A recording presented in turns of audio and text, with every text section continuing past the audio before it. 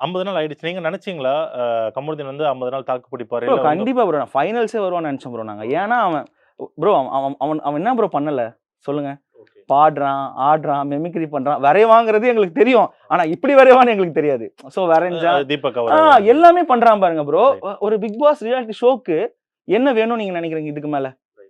But ஆனா அது நெறைய விஷயங்கள் இருக்கு. பேக் ட்ராப் எப்படி போகுது, ப்ரொஜெக்ட் ஆகுது 2வது தாண்டி அவன் பெஸ்ட் அவன் குடுத்துட்டு தானே இருக்கான். நாங்க 24/7 பார்க்குறோம்.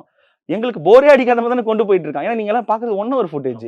ரீல்ஸ் பார்க்குறீங்க. பட் ஆனா 24/7 உட்கார்ந்து பாருங்க. கமுதன் யாருன்னு உங்களுக்கு தெரியும். ஆனா இப்போ கமருதீன்குள்ள எவ்வளவு விஷயங்கள் இருந்தும், ஏன் அவர் இன்னும் ப்ராப்பரா வெளிய தெரியல அப்படி ஏன்னா, இப்போ நீங்க என்னதான் 24 ஹவர்ஸ் பார்த்தாலும், மக்கள் ஜெனரலா பார்க்குறது இந்த 1 ஹவர் மட்டும் தான். 1 ஹவர்ல நெறையவே கட் ஆகுது. சில சண்டைகள், சச்சரவுகள் இந்த மாரி விஷயங்கள் தான் வருது. அதுல ஏதாவது இப்போ தெரியப்படுத்தலன்னு சொல்லலாமா ப்ரோ? அப்படின்றீங்களா? ஆமா ப்ரோ. தெரியப்படுத்தலையே. ரைட். எவ்வளோ விஷயங்கள் இருக்கே.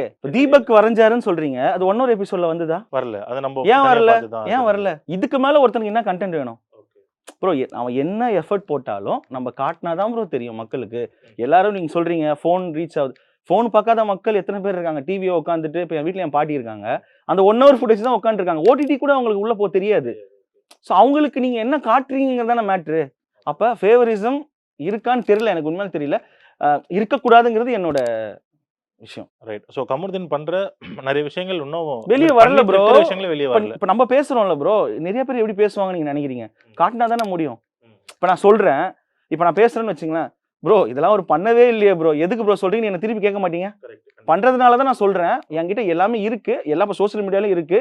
நீங்க பார்த்துட்டு தான் இருக்கீங்க. லவ் ட்ராக் இருக்கு. கமர்ஷியல் எலிமெண்ட்ஸ் இருக்கு. எல்லாமே இருக்கு. நல்லா பாடுறான். ஓகே. சும்மா பாடுவான். பாத்ரூம் சிங்கர் மாரி பாடுவான். ஆனா இவ்ளோ நல்லா பாடுவான்னு எங்களுக்கே தெரியல. இப்ப நீங்களே ப்ரோ வீட்லயே அவன் பண்றது கொஞ்சம் அருவருப்பா இருந்ததுன்னா, யாராவது ஒருத்தர் சொல்லுவாங்கல்ல. டேய் ஏன்டா பாடி உயிர் எடுக்குறேன்ட்டு. ஏய் எப்புட்றா பழைய பாட்டுலாம் நல்லா பாடுற, சூப்பரா பாடுற அப்படின்னு கேட்கறாங்கல்ல. அதுவே சக்சஸ் தானே ப்ரோ. அப்ப வெளிய காட்டலங்கிறது தானே நம்மளோட விஷயமா இருக்கு.